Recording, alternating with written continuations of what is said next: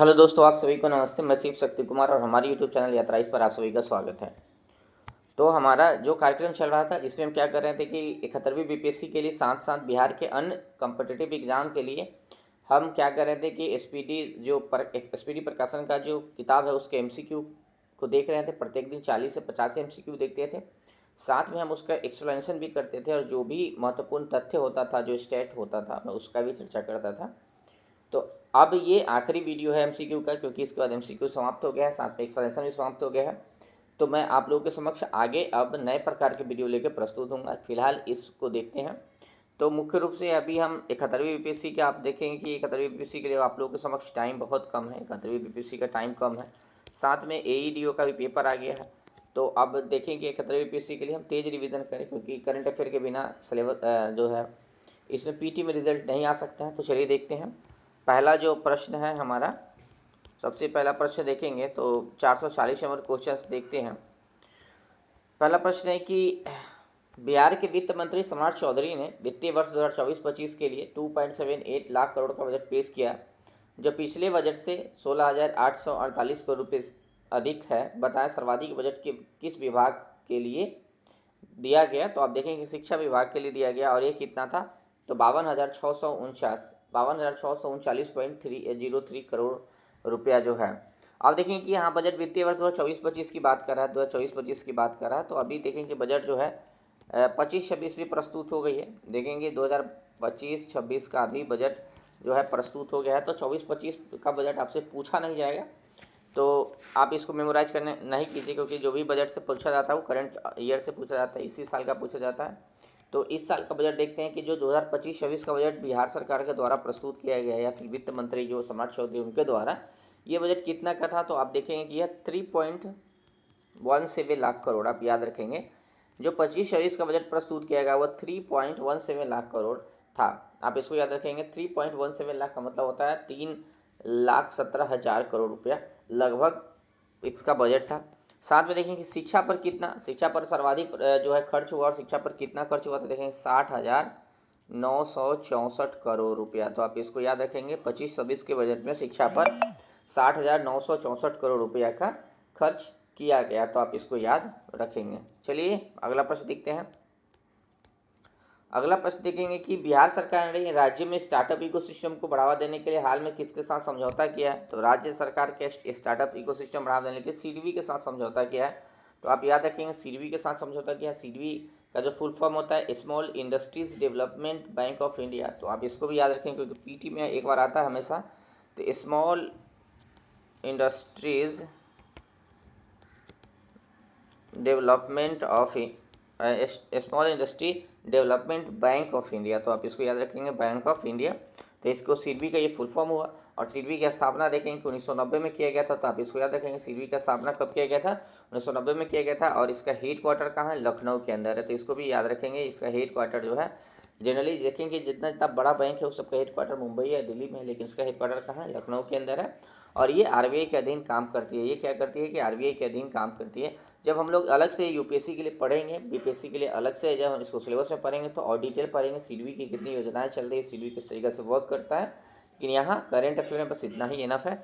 चलिए आगे देखते हैं। अगला प्रश्न है, नंद किशोर यादव हाल ही में बिहार विधानसभा के नए स्पीकर बने हैं। बताएं कि वे निम्न से किस दल से हैं। तो वह नंद किशोर यादव भाजपा से जुड़े हुए हैं। तो आप इसको याद रखिए कि जो नंद किशोर यादव है वो किससे जुड़े हुए हैं, भाजपा से जुड़े हुए हैं। अभी एक प्रश्न आप देखेंगे कि जो विधानसभा के विपक्ष के नेता कौन है, फिर विधानसभा के उपाध्यक्ष कौन है। तो विधानसभा के उपाध्यक्ष देखेंगे, अध्यक्ष तो आपने देख लिया कि नंद किशोर यादव है। साथ उपाध्यक्ष कौन है, तो श्री नरेंद्र नारायण यादव। तो उपाध्यक्ष कौन है, आप इसको भी याद रखेंगे, सवाल आ सकता है। तो उपाध्यक्ष कौन है, श्री नरेंद्र नारायण यादव। तो ये श्री नरेंद्र नारायण यादव है जो इसके उपाध्यक्ष है।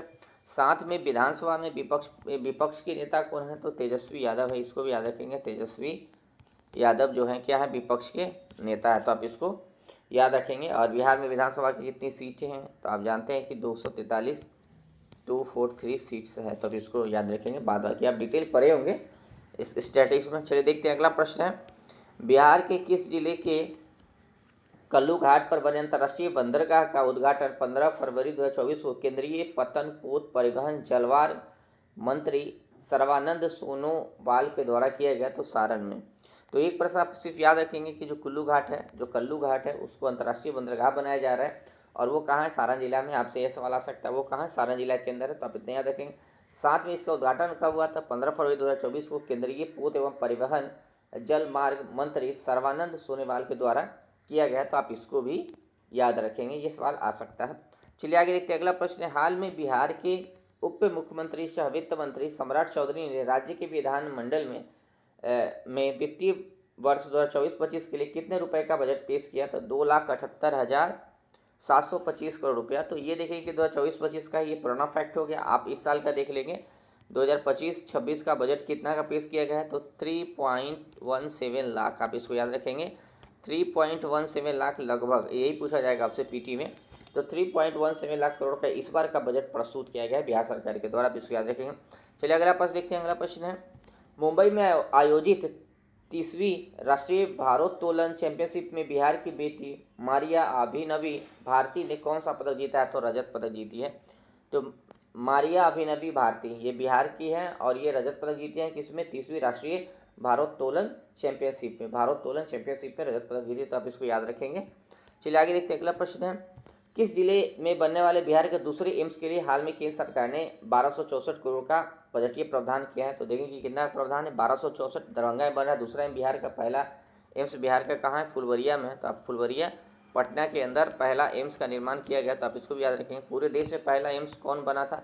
पूरे देश में पहला एम्स नई दिल्ली को बनाया गया था 1956 में, तो इसको भी आप याद रखेंगे। तो बिहार में ये दूसरा एम्स होगा।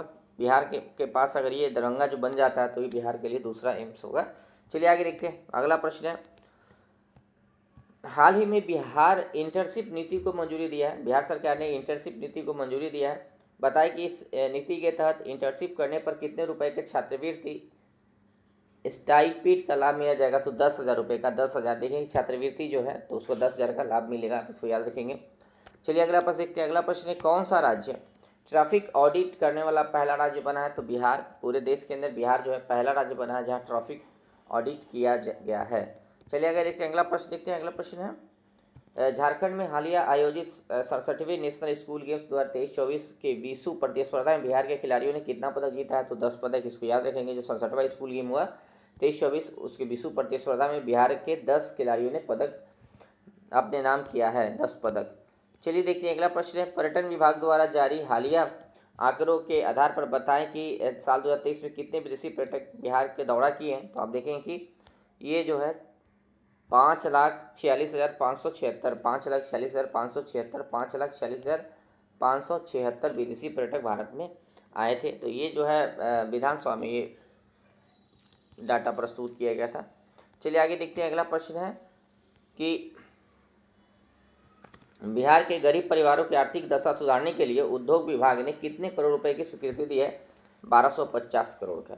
1250 करोड़ का। तो गरीब परिवारों की आर्थिक दशा सुधारने के लिए उद्योग विभाग सरकार जो है उन्होंने 1250 करोड़ रुपए का स्वीकृति प्रदान की है। चलिए आगे देखते हैं। अगला प्रश्न है, जो 75वें गणतंत्र दिवस पर गांधी मैदान पटना में निकाली गई झांकियों में किस विभाग की झांकी को पहला पुरस्कार मिला है? तो देखें कि नगर विकास एवं आवास विभाग के जो विभाग है उसको पहला पुरस्कार दिया गया है। तो नगर एवं आवास विभाग को पहला पुरस्कार प्रदान किया गया है। चलिए आगे देखते हैं। अगला प्रश्न है कि केंद्रीय गृह मंत्रालय ने 75वें गणतंत्र दिवस के अवसर पर बिहार पुलिस के कुल कितने पदाधिकारियों और कर्मियों को पदक से सम्मानित किया है? तो 25। बिहार पुलिस के 25 पदाधिकारी व कर्मियों को पदक से सम्मानित किया गया है केंद्रीय गृह मंत्रालय के द्वारा 75वें गणतंत्र दिवस के अवसर पर, तो इसको भी याद रखेंगे। चलिए आगे देखते हैं। अगला प्रश्न है, 9 जनवरी 2024 को बिहार के किस जिले की नसरीन शेख को राष्ट्रपति द्रौपदी मुर्मू ने अर्जुन पुरस्कार से सम्मानित किया है? तो आप इसको याद रखेंगे। अररिया के प्रश्न काफ़ी महत्वपूर्ण हो जा रहा है। नसरीन शेख है, अररिया से है और इनको अर्जुन पुरस्कार दिया गया। और अर्जुन पुरस्कार तो हम यहाँ देखते हैं, पहले देखेंगे कि नसरीन शेख किस खेल से जुड़ी हुई थी? खो खो खेल से जुड़ी हुई है। इसको भी याद रखेंगे क्योंकि इस तरह का सवाल आता है। एक बार कोई बिहार के खिलाड़ी का नाम दे दिया जाता है, पूछा जाता है वो किस खेल से संबंधित है ये खिलाड़ी। तो आप ये नसरीन शेख का नाम काफ़ी पॉपुलर चर्चा में रहा है क्योंकि इनको अर्जुन पुरस्कार मिला है। तो आप याद रखेंगे ये खो खो खेल खेलती है। अब अर्जुन पुरस्कार के बारे में जानते हैं। अर्जुन पुरस्कार की स्थापना कब हुआ था? 1961 में हुआ था। तो आप इसको याद रखेंगे। अर्जुन पुरस्कार की स्थापना 1961 में हुआ था। भारत सरकार के खेल मंत्री के द्वारा दिया जाता है, यानी खेल मंत्रालय जो भारत सरकार का है वो अर्जुन पुरस्कार दिया जाता है और वैसे खिलाड़ी को दिया जाता है जिसने पिछले 4 साल से उत्कृष्ट प्रदर्शन किया है। तो इसको भी याद रखेंगे। पिछले 4 साल से उत्कृष्ट प्रदर्शन किया है, उत्कृष्ट। ठीक है, तो आप इसको याद रखेंगे। चलिए आगे देखते हैं, अगला प्रश्न है 15 जनवरी 2024 को नीति आयोग द्वारा जारी एक रिपोर्ट के अनुसार बताएं कि गरीबी रेखा से बाहर आने में बिहार का कौन सा स्थान है। तो दूसरा स्थान है बिहार जो है, मतलब एक नीति आयोग एक रिपोर्ट जारी किया था जिसमें बताया गया था कि गरीबी रेखा से बाहर करने वाले लोगों की संख्या सबसे ज़्यादा कहाँ है, उसके बाद कहाँ एक लिस्ट जारी किया गया था, उसमें बिहार दूसरे नंबर पर था, पहले नंबर पर यूपी था। मतलब सर्वाधिक मात्रा में गरीबी रेखा से गरीबों को बाहर निकालने के लिए यूपी सरकार ने यूपी सबसे आगे, उसके बाद बिहार का स्थान है, तो आप इसको याद रखेंगे। चलिए आगे देखते हैं, अगला प्रश्न है बिहार के किस बालक बालिका को प्रधानमंत्री राष्ट्रीय बाल पुरस्कार 2024 सम्मानित किया गया। तो मोहम्मद हुसैन इनका नाम है, इनको याद रखेंगे। मोहम्मद हुसैन को बालक बालिका जो है राष्ट्रीय बाल पुरस्कार दिया गया, प्रधानमंत्री राष्ट्रीय बाल पुरस्कार दिया गया, तो उसको भी याद रखेंगे। चलिए आगे देखते हैं, अगला प्रश्न है बिहार के किस स्टार्टअप को बिहार का best startup of the year पुरस्कार से सम्मानित किया गया। तो देखें कि मेडिवाइजर प्राइवेट लिमिटेड है, एक मेडिवाइजर कंपनी है, प्राइवेट लिमिटेड है, ये बिहार के स्टार्टअप है, इन्हें best startup of the year दिया गया है, तो आप इसको याद रखेंगे, best startup of the year इन्हें दिया गया है। आगे देखते हैं, अगला प्रश्न है बिहार चुनाव आयोग द्वारा जारी मतदाता सूची के अनुसार बिहार में अब कितने वोटरों की संख्या हो गई है। तो देखिए इनकी 7.64 करोड़, तो जो वोट देने वाले लोग हैं उनकी संख्या बिहार में कितनी है, 7.64 करोड़ है, तो आप इसको याद रखेंगे। आप यहाँ देखें कि एक है बिहार चुनाव आयोग के बारे में चर्चा है, बिहार चुनाव आयोग के बारे में चर्चा है। तो देखिए बिहार चुनाव आयोग का जो स्थापना किया गया है, एक भारत जो इलेक्शन कमीशन ऑफ इंडिया है वो अलग बॉडी है, और बिहार का जो चुनाव आयोग है ये अलग बॉडी है। लेकिन इसकी देखेंगे किसके स्थापना किसके तहत हुई, तो 243 के और 243 ZA ये दोनों आर्टिकल के हिसाब से इनकी स्थापना की गई है, तो ये भी संवैधानिक संस्था है। जबकि भारत का निर्वाचन आयोग है उसे अनुच्छेद 324 के तहत स्थापित किया गया, तो वो भी एक संवैधानिक संस्था है। अब दोनों में डिफ्रेंशिएट ये है कि देखेंगे कि जो ये स्थानीय निकाय का चुनाव कराती है, जो बिहार का निर्वाचन आयोग होता है, ये किसके लिए जिम्मेवार है, तो स्थानीय निकाय। और स्थानीय निकाय में क्या होता है, जो पंचायत स्थानीय निकाय है और शहरी स्थानीय निकाय है, इसको चुनाव संपन्न कराने के लिए अलग एक स्वायत्त स्वतंत्र बॉडी का निर्माण किया गया था। जबकि इलेक्शन कमीशन ऑफ इंडिया किसके चुनाव कराते हैं, तो आप जानते हैं कि मेंबर ऑफ पार्लियामेंट हो गया, MLA हो गया, मेंबर ऑफ पार्लियामेंट हो गया, MLA हो गया, इनके चुनाव हो गया, राष्ट्रपति का चुनाव हो गया, उपराष्ट्रपति का चुनाव हो गया, इनको संपन्न कराया जाता है इलेक्शन कमीशन ऑफ इंडिया के द्वारा, तो आप इसको याद रखेंगे। चलिए आगे देखते हैं, अगला प्रश्न है कि बिहार सरकार ने किस बिहारी को मरणोपरांत भारत रत्न से सम्मानित किया है। तो देखें कि बिहार सरकार ने भारत रत्न जो है भारत सरकार द्वारा दिया गया बिहार के कर्पूरी ठाकुर जी को बिहार भारत रत्न दिया गया, और इस तरीके के 5वां बिहारी हैं जिन्हें भारत रत्न प्राप्त हुआ है। तो आप 5 लोगों का नाम याद करने का प्रयास करेंगे, क्योंकि पूछा जा सकता है। चलिए आगे देखते हैं, अगला प्रश्न है कि बिहार के किस बिहारी को टिकुली कला के लिए प्रसिद्ध पद्मश्री पुरस्कार दिया गया है। तो आप देखेंगे कि अशोक कुमार विश्वास है, इन्हें पद्मश्री पुरस्कार से सम्मानित किया गया, और इन्हें किसके लिए दिया गया, टिकुली कला के लिए दिया गया। तो देखें टिकुली कला जो है लोकप्रिय हस्तशिल्प कला है, तो आप इतना याद रखें, जो टिकुली कला है ये क्या है, हस्तशिल्प कला है, हाथ से निर्माण किया जाता है इसका, और ये महिलाओं के माथे पर लगाया जाने वाला एक पारंपरिक कला है। तो महिलाओं के माथे पर लगाया जाने वाला एक वस्तु है टिकुली, और ये कल्चर परंपरा दोनों को अभिव्यक्त करता है। और टिकुली कला मुख्य रूप से किस क्षेत्र में प्रचलन में है, तो मिथिला क्षेत्र और मगध क्षेत्र, तो इसको भी याद रखेंगे, मिथिला और मगध क्षेत्र के एरिया में ये प्रचलन में है। चलिए आगे देखते हैं, अगला प्रश्न है सुलभ इंटरनेशनल के संस्थापक कौन है जिन्हें पद्म विभूषण पुरस्कार से सम्मानित किया गया है। और पद्म विभूषण पुरस्कार दिया गया बिंदुश्री पाठक को, और ये सुलभ इंटरनेशनल के जो है संस्थापक थे, और इनका घर कहाँ है, तो हाजीपुर वैशाली के ये थे, तो आप इसको भी याद रखेंगे, पूछा जा सकता है। तो बिंदुश्री पाठक है, ये सुलभ इंटरनेशनल के संस्थापक थे, और पद्म विभूषण पुरस्कार इन्हें दिया गया है, तो और इनकी इस बार मृत्यु भी हो गई थी, तो इसलिए सवाल आने की संभावना है। चलिए आगे देखते हैं, अगला प्रश्न है 28 जनवरी 2024 को नीतीश कुमार ने कौन सी बार बिहार के मुख्यमंत्री पद की शपथ ली है। तो बिहार के ये 9वीं बार शपथ लिए हैं, बिहार के 9वीं बार शपथ लिए हैं। चलिए आगे देखते हैं, अगला प्रश्न है दुनिया की सबसे ऊंची प्रतिमा स्टैचू ऑफ विजडम जो 243 मीटर की होगी, स्टैचू ऑफ विजडम कितना 243 मीटर की होगी, जेपी गंगा पथ पर किनारे स्थापित किया जाएगा, किसकी प्रतिमा होगी, तो ये राजेंद्र प्रसाद की प्रतिमा होगी। तो अभी जो मरीन ड्राइव है बिहार के अंदर गंगा पथ है, वहाँ स्टैचू ऑफ विजडम लगाया जाएगा, और किसकी प्रतिमा होगी, वह राजेंद्र प्रसाद की। बस अभी आप इतना याद रखेंगे। चलिए आगे देखते हैं, अगला प्रश्न है कि 2 अक्टूबर 2024 को बिहार में कहाँ बने बापू टावर का उद्घाटन नीतीश कुमार जी द्वारा किया गया है? तो गर्दनी बाग में बापू टावर बनाया गया है। बापू टावर गर्दनी बाग में बनाया गया है, जो महात्मा गांधी को समर्पित है, और इस टावर में महात्मा गांधी के जीवन दर्शन को बताया जाएगा, उनके फिलोसफी को बताया जाएगा, उनके संघर्ष को बताया जाएगा।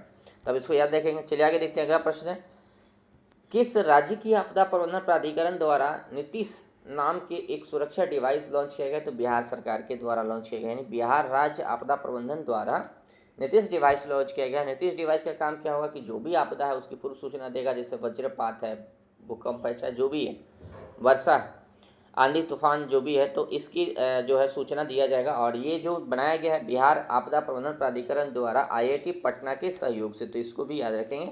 IIT पटना के सहयोग से नीतीश डिवाइस बनाया गया है। नीतीश डिवाइस क्या कर रही है कि आपदा से पूर्व चेतावनी देने का काम करेगी, और ये हर प्रकार के आपदा, जो मौसमी आपदा होता है, वज्रपात, तूफान, आंधी, सभी का सूचना प्रदान करेगी। तो आप इसको याद रखेंगे। इसका उपयोग आम जनता, किसान कर सकते हैं। चलिए अब एक बात याद आने की, जो राज्य आपदा प्राधिकरण होता है, इसकी स्थापना किससे होती है? तो आप देखो कि जो भारत में आपदा प्रबंधन अधिनियम, राष्ट्रीय आपदा प्रबंधन अधिनियम एक है 2005 का, उसी के तहत स्थापित। आप इसको याद रखेंगे, राष्ट्रीय आपदा प्रबंधन अधिनियम 2005, उसी के तहत राज्य में राज्य आपदा प्रबंधन प्राधिकार और सेंट्रल लेवल पर राष्ट्रीय आपदा प्रबंधन प्राधिकार की स्थापना किया गया है। वो एक फ्लैगशिप एक्ट है, तो आप इसको भी याद रखेंगे, काफ़ी महत्वपूर्ण है वो UPSC की अगर आप तैयारी करते हैं तो। चलिए आगे देखते हैं, अगला प्रश्न है, 11 फरवरी 2024 को मैथिली और हिंदी की सुप्रसिद्ध साहित्यकार उषा किरण खान का निधन हो गया। उन्हें किस वर्ष पद्मश्री सम्मान दिया गया था? 2015 में। तो आप इसको याद रखेंगे। दो बात यहाँ याद रखेंगे, पहला तो यही रखेंगे कि जो उषा किरण खान जी थी, उनको पद्मश्री सम्मान कब दिया गया? तो देखेंगे 2015 में दिया गया। और ये क्या थी? तो देखेंगे कि मैथिली और हिंदी की सुप्रसिद्ध साहित्यकार थी। तो आप इसको याद रखेंगे। चलिए आगे देखते हैं, अगला प्रश्न है, 3 अप्रैल 2024 को पाटलिपुत्रा खेल परिषद पटना में खेले गए 33वीं राष्ट्रीय सब जूनियर बालिका कबड्डी चैंपियनशिप का खिताब किस राज्य की टीम ने जीता है? तो हरियाणा के। इसको याद रखेंगे। तो 33वां राष्ट्रीय सब जूनियर बालिका जो कबड्डी चैंपियनशिप हुआ, वो कहाँ हुआ था? बिहार के पाटलिपुत्रा खेल परिसर पटना में हुआ था। और चैंपियनशिप कौन जीता? तो हरियाणा के द्वारा जीता गया।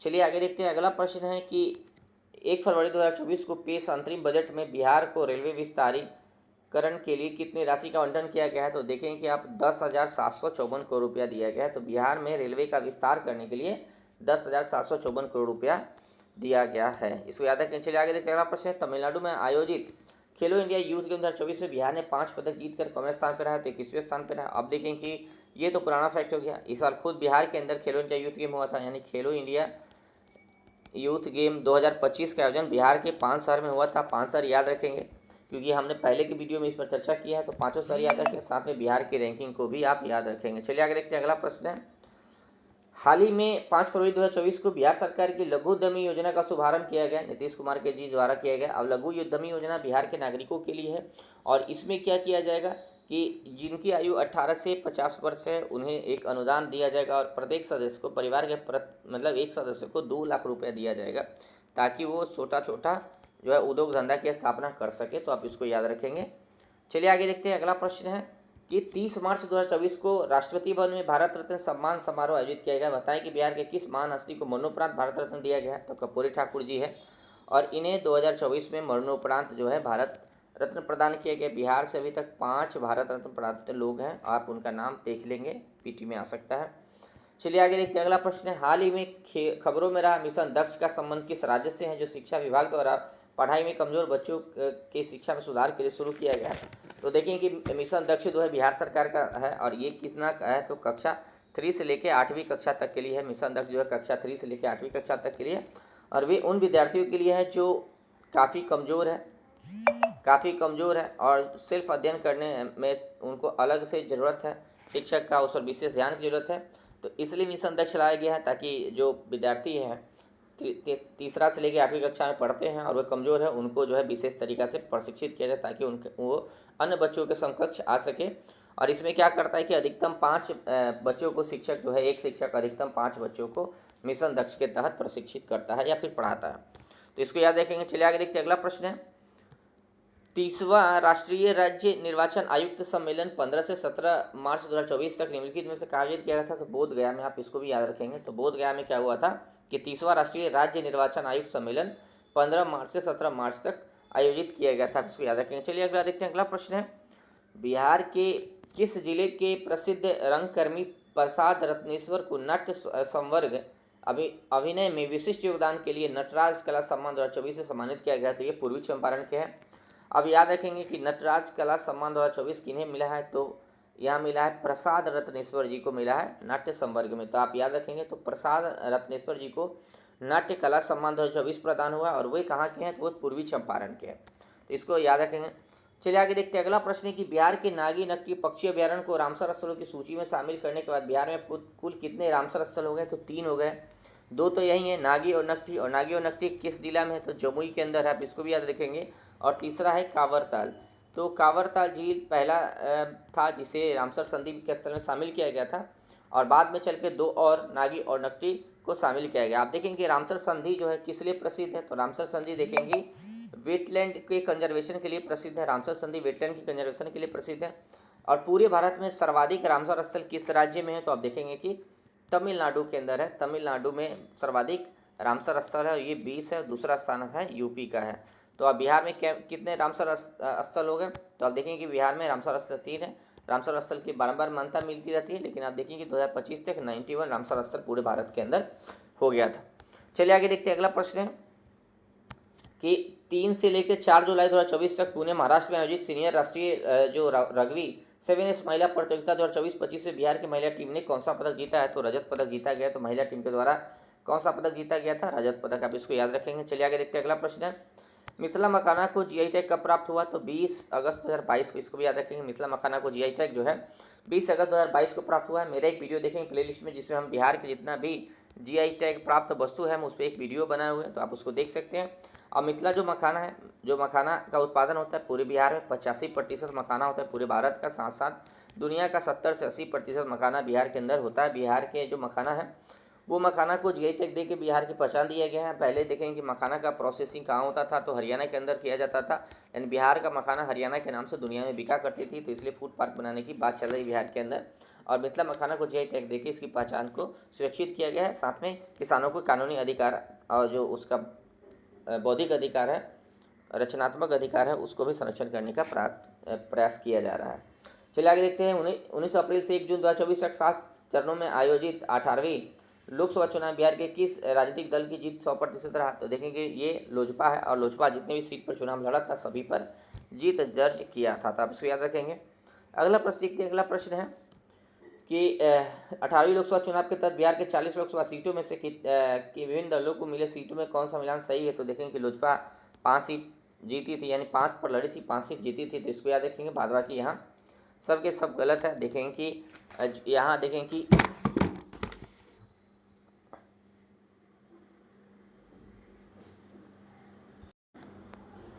यहाँ देखें कि जो एनडीए था उसको 30 मिला था, भाजपा को अकेले नहीं, जो भी एनडीए था वो पूरा एनडीए को 30 मिला था। तो आप इसको याद रखेंगे, पूरे एनडीए को 30 मिला था, तो ये गलत हो गया मिलान। आप देखेंगे कि जो आरजेडी था उसको 4 सीट पर जीत दर्ज किया था, आरजेडी 4 सीट पर दर्ज किया था। जेडीयू को देखेंगे 9 सीट मिला था, जेडीयू को जो है 12 सीट जीत दर्ज की थी। तो ये तीनों फैक्ट गलत है। चलिए आगे देखते हैं। अगला प्रश्न है कि 10 से 16 जून 2024 तक बिहार में पहली बार आयोजित बिहार वीमेंस कबड्डी लीग के लिए कितने टीमों ने घोषणा की है? तो 6 team Bihar women's kabaddi league का आयोजन किया जाएगा, इसमें 6 टीम सम्मिलित होगी। तो इसको याद रखेंगे। आगे देखते हैं। अगला प्रश्न है कि कर्पूरी ठाकुर की ओर से राष्ट्रपति से भारत रत्न पुरस्कार प्राप्त किया? तो रामनाथ ठाकुर। तो कर्पूरी ठाकुर की ओर से राष्ट्रपति से भारत रत्न पुरस्कार कौन प्राप्त किया है? तो रामनाथ ठाकुर के द्वारा प्राप्त किया गया है। चलिए अगला प्रश्न देखते हैं। अगला प्रश्न है कि वर्ल्ड इकोनॉमिक फोरम के द्वारा 2024 का यंग ग्लोबल लीडर सम्मान किसे दिया गया है? और बिहार और भारत के पहले युवा हैं, तो शरद विवेक सागर है, और बिहार के हैं, और भारत के पहले युवा जिन्हें यंग ग्लोबल लीडर सम्मान से सम्मानित किया है। कौन? वर्ल्ड इकोनॉमिक फोरम के द्वारा। वर्ल्ड इकोनॉमिक फोरम कहाँ है? आप देखें स्विट्जरलैंड के जिनेवा में इसका हेडक्वार्टर है। दावोस में प्रत्येक साल क्या करता है कि एक वार्षिक सम्मेलन का आयोजन किया जाता है, और एक प्रकार का एनजीओ है। आगे देखते हैं केसरिया स्तूप बिहार के किस जिले में है? तो पूर्वी चंपारण में। आप याद रखें केसरिया स्तूप सर्वाधिक ऊंचा स्तूप है बिहार के पूर्वी चंपारण में, ये पूछा जा सकता है। आगे देखते हैं कि अगला प्रश्न है कि बिहार में जल संरक्षण के मामले में कौन सा जिला प्रथम स्थान पर है? तो बक्सर जिला प्रथम स्थान पर है जल संरक्षण के माध्यम में। और चलिए देखते हैं। तो ये हमारा अंतिम वीडियो था। अब मैं अगले वीडियो जो है जिला वाइज लेकर आऊँगा कि प्रत्येक जिला में जो भी करंट अफेयर होगा हम उसका तेज गति से अध्ययन करेंगे। उसमें हम बहुत ज़्यादा एक्सप्लेनेशन नहीं करेंगे क्योंकि एग्जाम का टाइम बहुत कम है। तो तो ये हमारा आखिरी वीडियो था। Thank you for watching me, please subscribe my channel and share it. Thank you.